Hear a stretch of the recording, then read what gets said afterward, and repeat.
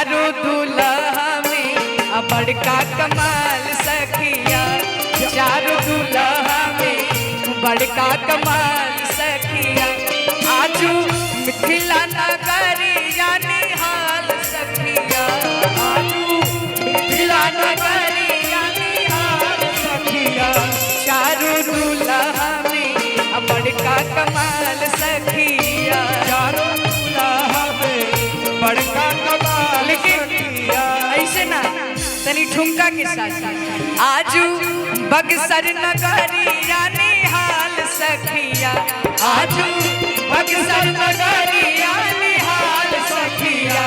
चारों दूल्हा में बड़का कमाल सखिया, चारों दूल्हा में बड़का कमाल सखिया, चारों दूल्हा में बड़का कमाल सखिया। अरे अपन खुरिया बहाराए अपन पापा, अपन खोरिया बहाराए अपन पापा, अपन खुरिया बहाराए राधा चरण चाचा। आई गईले दूल्हा दामाद आए लाला, अरे आई गईले दूल्हा दामाद आए लाला। अरे अपन खुरिया बहाराए मिथिलेश पापा,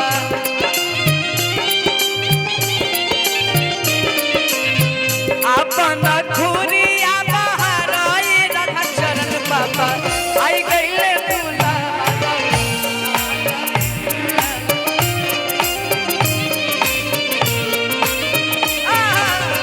आई गईले दूल्हा दामाद आए लाला। चारों दूल्हा में बड़का कमाल सखिया।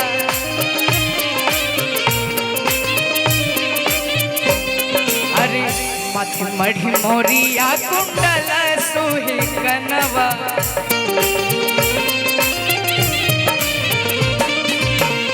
कारी कारी कजरारे जुलमी नयनवा।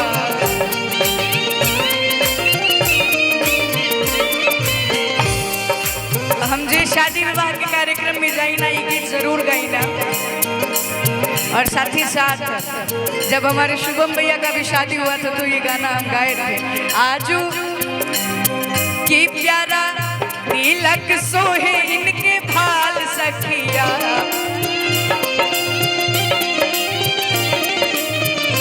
प्यारा तिलक सोहे इनके भाल सखिया। सब दूल्हा और दुल्हन जी के आगमन हो गई बा हम सबके बीच। तो चारों दूल्हा में बड़का कमाल सखिया, चारों दूल्हा में बड़का कमाल सखिया। चारों दूल्हा में बड़का कमाल सखिया। धीरे धीरे धीरे धीरे हो भसुर, धीरे धीरे हमारा बड़वा में अइहा भसुर, धीरे धीरे हमारा बड़वा में। लेकिन ऐसे ना तीनों लोग साथ कैसे कहे के बा भैया थोड़ा सामने से हट जाए, चलत रहे के बा।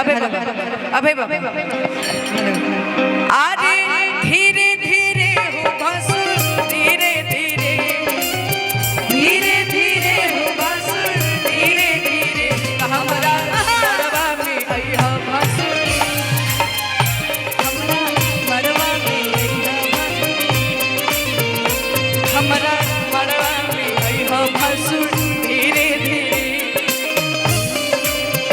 बड़का कमाल सखिया।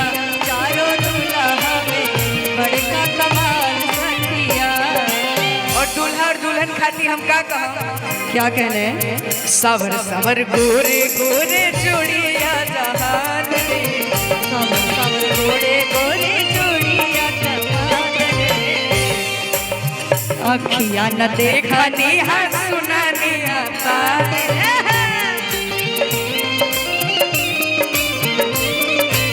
सवर सवर गोरे गोरे जोड़िया जहान रे। अखियाँ न देखा निहा आजू लोढ़ा से कुचाई इनके गाल सखिया, आजू लोढ़ा से कुचाई इनके गाल सखिया। चारों दूल्हा में हमनी के यूपी बिहार में जब बियाह होला तो लोढ़ा से गाल कुचाला कि आजू लोढ़ा से कुचाई इनके गाल सखिया। जानती है आस्था जी, बहुत जबरदस्त कुछ आता है, इतना कि दांत भी निकल के बाहर आ जाता है। लाल हो जाता है। देखिए वो दूल्हा जी का कुटाया यहाँ पे थोड़ा छिल गया है। हाँ, तो चारों दूल्हा में अब बड़का कमाल सखिया,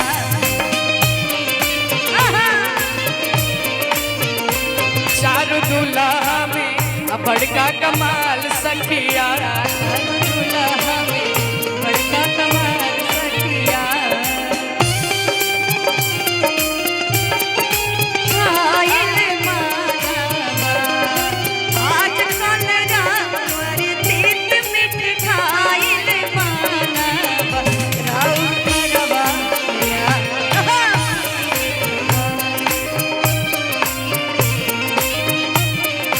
और आर्यन, मैं आपसे पहली बार स्टेज शेयर कर रही हूँ आर्यन, तो आपको देख के मुझे कुछ मिला जुला खुशी मिल रहा है, बताए क्या जी?